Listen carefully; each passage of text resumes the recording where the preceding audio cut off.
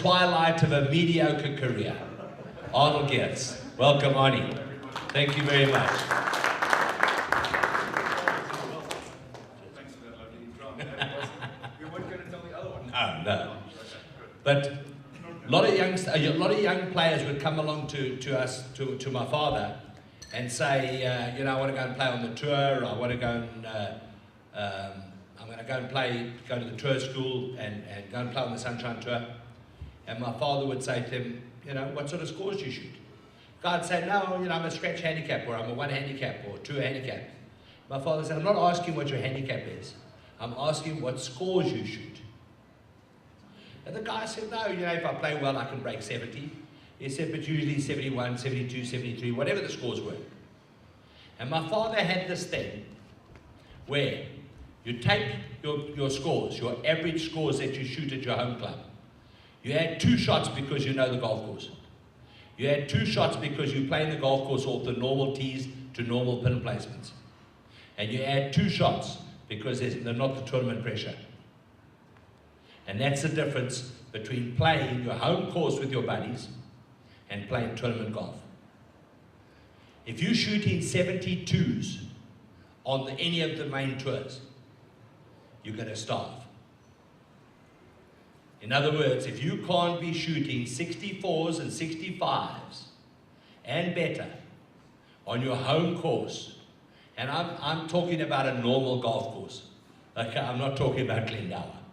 I'm not talking perhaps about the Gary Player Country Club or the links at Fancourt.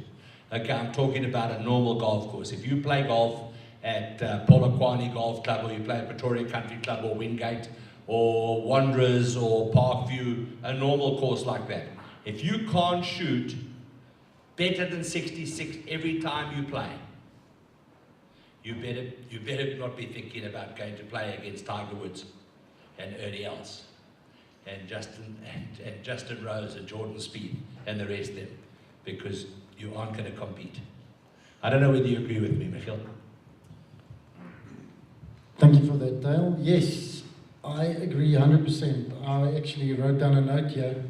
You basically got to add 6 to your score. I always tell the fathers that if you add 4 to somebody's scorecard, potential young professional, and he doesn't break 70, he's got no chance on the tour. That's how competitive it is out there, and especially on your home course. So 6 is a very good margin. Add 6 to your score, and if you can break par, you've got a half a chance. The next thing that I always say, going from amateur to professional, is you need to, the young guys need to learn, basically, to play the same scores in social golf as they play in tournament golf. It shouldn't be a difference, because there is no difference.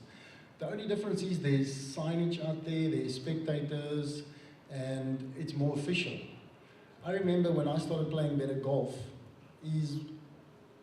I knew exactly when I was going to play well, because whether I played a social round with friends or tournament on the Sunshine Tour or anywhere, I normally made the same scores. When I played social round bad scores, I would do exactly the same in tournament golf. So as soon as you can start basically not worry, almost block out what's happening around you, and you can focus on your golf, meaning it doesn't matter where you play, you make the same scores, you're starting to get ready. And then, yeah, that's basically it. So it is not, for me, it was never difficult to make the change from amateur golf to professional golf, because I learned to focus during my round. Every round was as important as a tournament round. That's the way I saw it. And if you can't just cut off and focus on what you need to do, you will not make it. So for your dads, if your kid, like Dale said, can't make 66 on his own course every round basically he plays, I don't think he's ready to go, to take the next step. Michiel, thanks. I'm sure already, I'm sure that a lot of people have got questions already. You know, when Gary Player turned professional, Gary Player only started playing golf late in his life. He was nearly 15 years old when he started to play golf. And he left school a year later. And he told his school teacher that he was going to go and play on the golf circuits of the world. His school teacher said, "You're going to starve. There's no chance. You can never make money." In those days, there was only one golfer ever from South Africa that just played golf, and that was Bobby Locke. And Gary Player was going to just play golf. Anyway, Gary practiced and practiced and practiced, and there are so many stories about Gary, how hard he practiced. And eventually, a couple of years later, he went overseas. And on his way over from here, he won the Egyptian Open and went to England.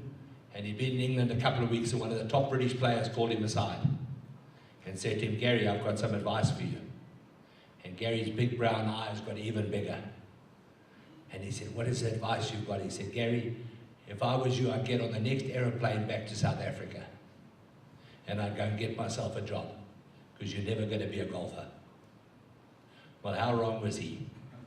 And that, unfortunately, is the difficulty. That you never, ever know what's in here and what's in here with a golfer. Because that's what the difference is. You can teach anybody to hit a golf ball. That's a very small part of actually playing the game. Okay? Anybody who comes to me and says, I want to play professional golf, I send them to Gavan Levenson, because he understands how to play professional golf. It's not about just swinging a golf club and hitting a golf ball. Okay? It's about there and there. That's what the difference is. And that's what Gary Player had in bundles. If Gary Player had chosen to be an acrobat, he would have been the best acrobat in the world.